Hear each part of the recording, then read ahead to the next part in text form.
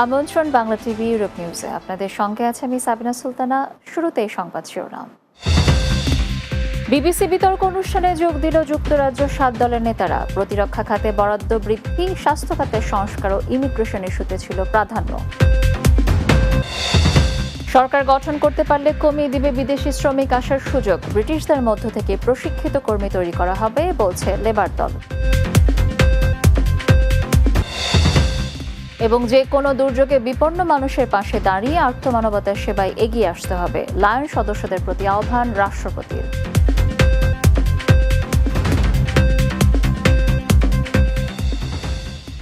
শুনছিলেন শিরোনাম, এবারে বিস্তারিত। নির্বাচন ঘিরে বিবিসি আয়োজিত বিতর্ক অনুষ্ঠানে যোগ দেন 7 দলের নেতারা।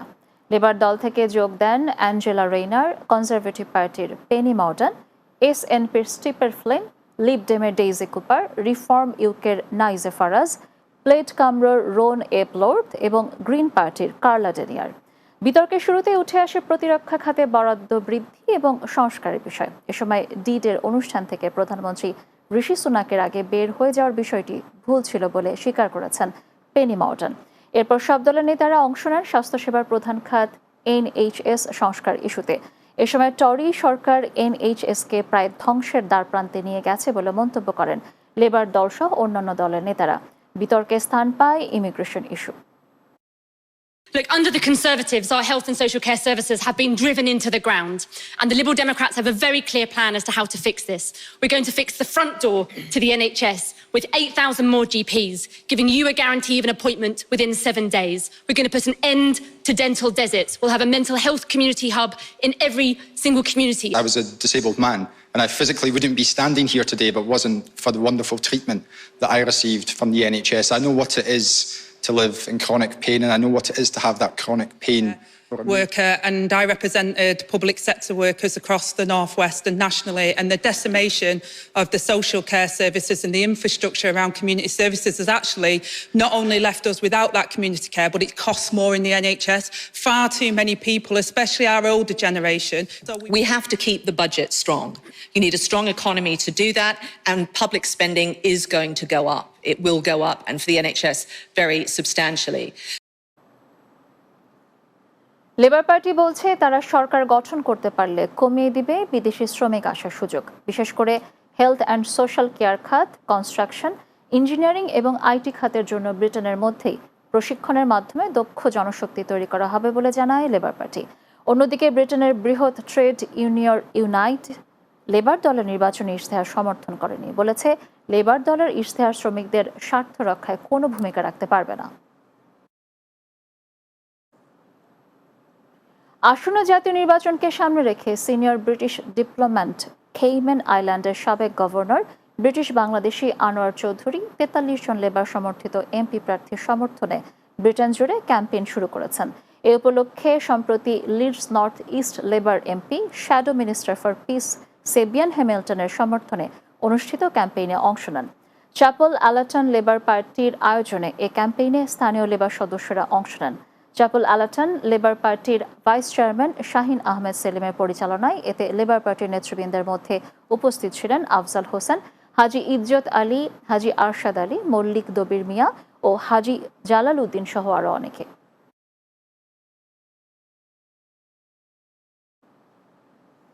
এবার বাংলাদেশ প্রসঙ্গ। সরকারি সফরে নয়াদিল্লিতে গেলেন প্রধানমন্ত্রী শেখ হাসিনা। রোববার যোগ দেবেন ভারতের প্রধানমন্ত্রী নরেন্দ্র মোদীর শপথ গ্রহণ অনুষ্ঠানে। লোকসভা নির্বাচনে বিজয়ের পর টানা তৃতীয় মেয়াদে সরকারের দায়িত্ব গ্রহণ উপলক্ষে ভারতের প্রধানমন্ত্রী নরেন্দ্র মোদীর আমন্ত্রণে তার শপথ গ্রহণ অনুষ্ঠানে যোগ দিতে গেছেন বাংলাদেশের প্রধানমন্ত্রী শেখ হাসিনা। সফরকালে শনিবার সকালে ঢাকার হজরত শাহজালাল আন্তর্জাতিক বিমানবন্দরে প্রধানমন্ত্রীকে বিদায় জানান সরকারের মন্ত্রী পরিষদের সদস্যবৃন্দ, 3 বাহিনীর প্রধানগণ এবং ঊর্ধ্বতন সরকারি কর্মকর্তারা। 10:15 বিমানবন্দর ছেড়ে যায় প্রধানমন্ত্রীকে বহনকারী ফ্লাইট।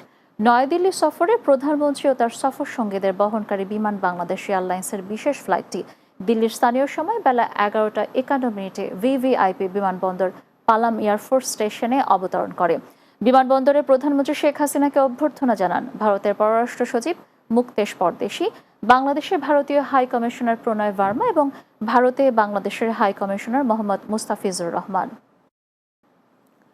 সরকারের নানামুখী সেবা উন্নয়নমূলক কর্মকাণ্ডে সর্বাত্মক সহযোগিতার হাত বাড়িয়ে দিতে লায়ন সদস্যদের প্রতি আহ্বান জানিয়েছেন রাষ্ট্রপতি মোহাম্মদ শাহাবুদ্দিন। তিনি বলেন, যে কোনো দুর্যোগে বিপন্ন মানুষের পাশে দাঁড়িয়ে আর্তমানবতার সেবায় এগিয়ে আসতে হবে। শনিবার সকালে রাজধানীর একটি হোটেলে লায়ন্স ক্লাবস ইন্টারন্যাশনাল আয়োজিত অনুষ্ঠানে এসব কথা বলেন রাষ্ট্রপতি। বিস্তারিত বুলবুল আহমেদের প্রতিবেদনে। শনিবার রাজধানীর একটি হোটেলে Lions club international multiple district ৩১৫ বাংলাদেশের ৩৭তম বার্ষিক কনভেনশন ২০২৪-এর উদ্বোধনী অনুষ্ঠানে যোগ দেন রাষ্ট্রপতি মোহাম্মদ শাহাবুদ্দিন। অনুষ্ঠানে বক্তৃতায় দেশ সেবা ও উন্নয়ন কর্মকাণ্ডে লায়ন্স সদস্যদের অবদানের কথা তুলে ধরেন রাষ্ট্রপতি। লায়ন ক্লাব বিশ্বের অন্যতম প্রাচীন ও বৃহত্তর সেবা স্বেচ্ছাসেবী সংগঠন। বর্তমানে সারা বিশ্বে ৪৯,০০০ ক্লাবের মাধ্যমে প্রায় ১৪ লক্ষ লায়ন সদস্য আর্তমানবতার সেবায় কাজ করে যাচ্ছে। বিশ্বের অন্যান্য দেশের মতো বাংলাদেশেও মানব কল্যাণ, সামাজিক বিভিন্ন সমস্যা সমাধানে লায়ন্স ক্লাব দায়িত্বপূর্ণ ভূমিকা পালন করছে উল্লেখ করে রাষ্ট্রপতি বলেন, দুস্থ ও অসহায় মানুষের সহযোগিতায় এ ধারা অব্যাহত রাখতে হবে। দেশের আর্থসামাজিক উন্নয়ন, বিশেষ করে শিক্ষা, স্বাস্থ্য, পরিবেশ, জলবায়ু, স্যানিটেশন, প্রজনন, স্বাস্থ্য ইত্যাদি ক্ষেত্রে আপনাদের কাজ করার পর্যাপ্ত সুযোগ ও সামর্থ্য দুটোই আছে।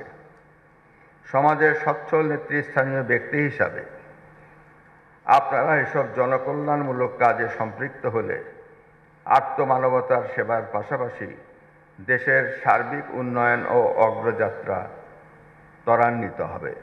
২০৪১ সালের মধ্যে একটি উন্নত, সমৃদ্ধ, স্মার্ট বাংলাদেশ গড়ার লক্ষ্যে সরকারের পাশাপাশি লায়ন সদস্যদের এগিয়ে আসার আহ্বান জানান রাষ্ট্রপ্রধান। ২০৪১ সালের মধ্যে একটি উন্নত। বুলবুল আহমেদ, বাংলা টিভি, ঢাকা। মূল্যস্ফীতি নিয়ন্ত্রণ করে দেশকে অর্থনৈতিক উন্নয়নে এগিয়ে নেওয়ার লক্ষ্যেই এবারের বাজেট দেওয়া হয়েছে বলে মন্তব্য করেছে আওয়ামী লীগের সাধারণ সম্পাদক এবং সড়ক পরিবহন ও সেতু মন্ত্রী ওবায়দুল কাদের। শনিবার দুপুরে রাজধানীর বঙ্গবন্ধু এভিনিউয়ে দলের কেন্দ্রীয় কার্যালয়ে বাজেট পরবর্তী সংবাদ সম্মেলনে তিনি এসব কথা বলেন। এ সময় ওবায়দুল কাদের বলেন, দেশের অর্থনীতিবিদরাও এখন বিভক্ত।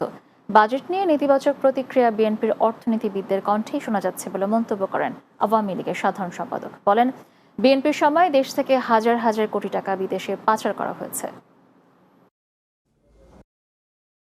উচ্চ মূল্যস্ফীতি নিয়ন্ত্রণ করে দেশের অর্থনীতিকে ধীরে ধীরে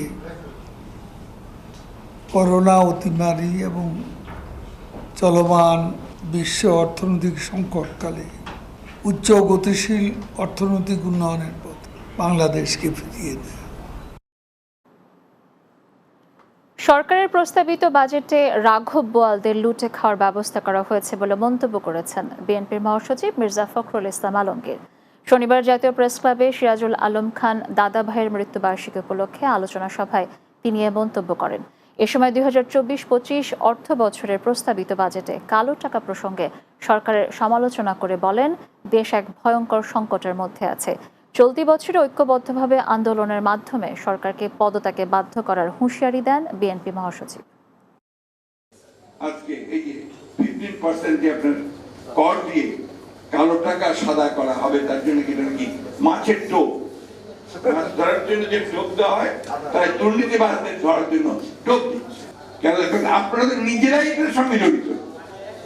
আপনি বাজেট থেকেই বুঝতে পারবেন যে রাঘব বোয়ালদের লুটে খাওয়ার আরেকটা ব্যবস্থা করেছেন। এটা এই প্রত্যেক বছর একই ঘটনা করছে এবং যারা আপনার অর্থনৈতিক বিশ্লেষক তারা বলছেন যে এটা আপনার শুধুমাত্র ক্ষতি ছাড়া আর কিছু করবে না।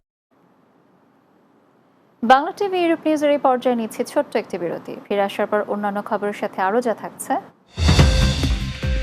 ইউরোপ পার্লামেন্টের নির্বাচন নিয়ে ব্যস্ত বাংলাদেশি কমিউনিটি নেতারা। পিডির প্রার্থী মার্কোর জন্য ভোট চাইলেন আর্চি রোমের পাপিয়া আক্তার।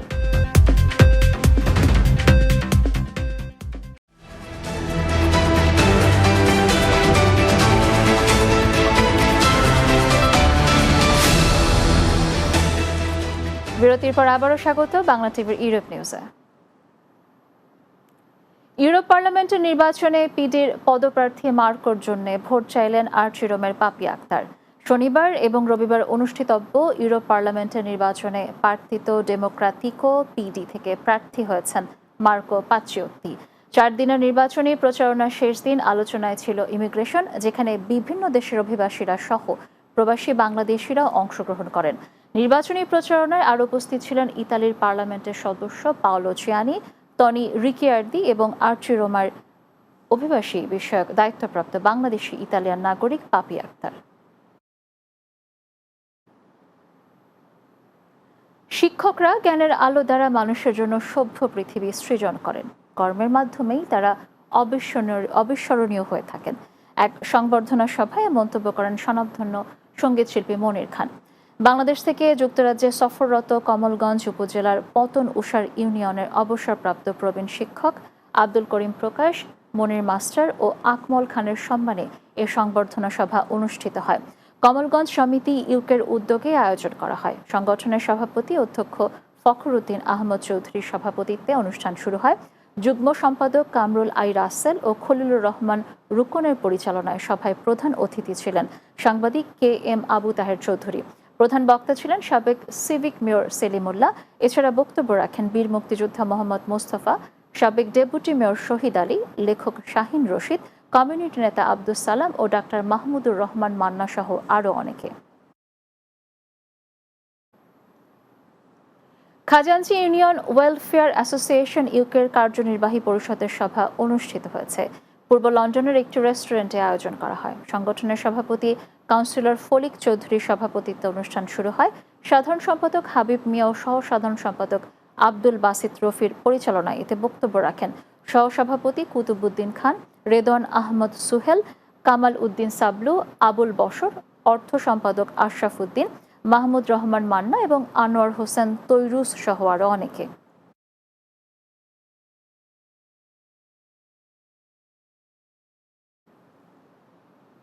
মৌলভীবাজার জেলা বিএনপির সাংগঠনিক সম্পাদক বকশী মিসবাউর রহমানের সাথে মত বিনিময় করেছে মৌলভীবাজার জেলা জাতীয়তাবাদী ফোরাম যুক্তরাজ্য। পূর্ব লন্ডনের একটি হলে মৌলভীবাজার জেলা জাতীয়তাবাদী ফোরাম যুক্তরাজ্যের সাধারণ সম্পাদক শফিকুর রহমানের উপস্থাপনায় এ আয়োজন করা হয়। সংগঠনের সভাপতি শাহ সাইফুল আক্তার লিখনের সভাপতিত্বে অনুষ্ঠানে প্রধান অতিথি হিসেবে বক্তব্য রাখেন মৌলভীবাজার জেলা জাতীয়তাবাদী ফোরাম যুক্তরাজ্যের উপদেষ্টা আব্দুল হাই অপু। বিশেষ অতিথি ছিলেন যুক্তরাজ্য স্বেচ্ছাসেবক দল সভাপতি নাসির আহমদ শাহিন, মাহফুজ আহমদ, সোয়ালিহিন করিম চৌধুরী ও কামরুজ্জামান খান সহ আরও অনেকে। এবার আন্তর্জাতিক প্রসঙ্গ। বিজেপি নেতৃত্বাধীন এনডিএ জোটের প্রধান নির্বাচিত হওয়ার পর নরেন্দ্র মোদীকে ভারতের প্রধানমন্ত্রী হিসেবে মনোনীত করেছেন রাষ্ট্রপতি দ্রৌপদী মুর্মু। একই সঙ্গে নতুন সরকার গঠনের অনুমতি দিয়েছেন তিনি। রোববার সন্ধ্যায় শপথ নেবে এই সরকার। শুক্রবার নয়াদিল্লিতে রাষ্ট্রপতি ভবনে মোদীর হাতে মনোনয়নপত্র তুলে দেন রাষ্ট্রপতি। এর আগে এনডিএ জোট থেকে নির্বাচিত লোকসভার সদস্যদের নিয়ে বৈঠক হয়। সেখানে জোটের প্রধান হিসেবে নির্বাচিত করা হয় মোদীকে। শেষ করব বাংলা টিভি ইউরোপ নিউজ। যাবার আগে শিরোনামগুলো জানিয়ে দিচ্ছি আরও একবার। বিবিসি বিতর্ক অনুষ্ঠানে যোগ দিল যুক্তরাজ্যের 7 দলের নেতারা। প্রতিরক্ষা খাতে বরাদ্দ বৃদ্ধি, স্বাস্থ্য খাতের সংস্কার ও ইমিগ্রেশন ইস্যুতে ছিল প্রাধান্য। সরকার গঠন করতে পারলে কমিয়ে দিবে বিদেশি শ্রমিক আসার সুযোগ। ব্রিটিশদের মধ্য থেকে প্রশিক্ষিত কর্মী তৈরি করা হবে বলছে লেবার দল। যে কোনো দুর্যোগে বিপন্ন মানুষের পাশে দাঁড়িয়ে আর্থমানবতার সেবায় এগিয়ে আসতে হবে, লায়ন সদস্যদের প্রতি আহ্বান রাষ্ট্রপতি। এবং ইউরোপ পার্লামেন্টের নির্বাচন নিয়ে ব্যস্ত বাংলাদেশি কমিউনিটি নেতারা। পিডির প্রার্থী মার্কোর জন্য ভোট চাইলেন আর্চি রোমের পাপিয়া আক্তার।